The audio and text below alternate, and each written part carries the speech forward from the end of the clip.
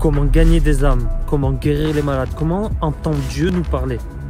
Je m'appelle Lucas Banovic du ministère Prier dans la rue et j'aimerais vous embarquer avec moi dans cette aventure. 21 jours, c'est parti. Hello tout le monde, bienvenue au jour 9. Alors, le jour 9 a pour titre le triomphe à la croix, à dépouiller le diable.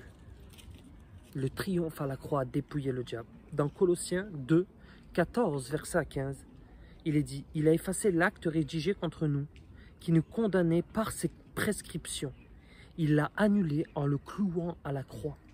Il a ainsi dépouillé les dominations et les autorités et les a données publiquement en spectacle en triomphant d'elles par la croix.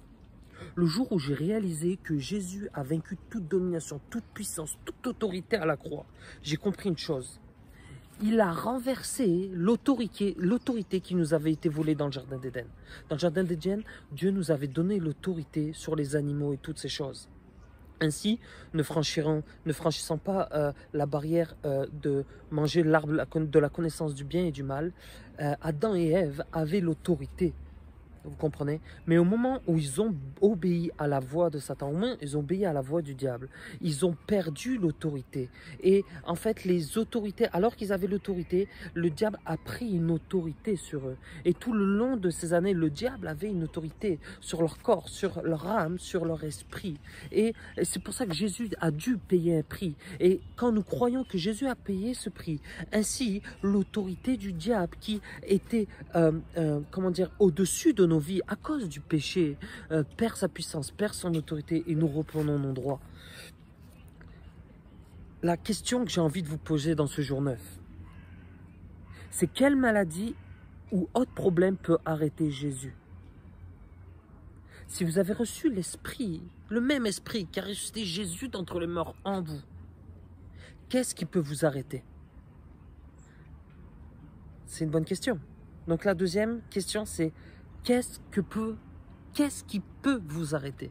Si vous croyez en Jésus, que Jésus vous a donné toute autorité sur toute chose, qu'est-ce qui vous empêche de manifester cette autorité?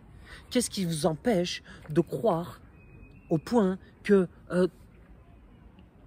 cela vous bloque dans votre prise de risque pendant cette semaine? Cela vous bloque dans votre foi chrétienne. Quel est réellement le sens de ce problème, le point de convergence qui nous empêche de manifester pleinement l'autorité? D'une, on doit le croire. Et pour le croire, on doit l'accepter. Et quand nous acceptons ceci, quand nous acceptons que nous avons reçu toute autorité qui a dépouillé même le diable, l'autorité que nous avons reçue est la même que Jésus. Alors bien sûr, il y a ce standard évolutif. Nous avons le même fondement. Mais une maturité doit grandir pour arriver à ce que cette autorité soit pleinement manifestée.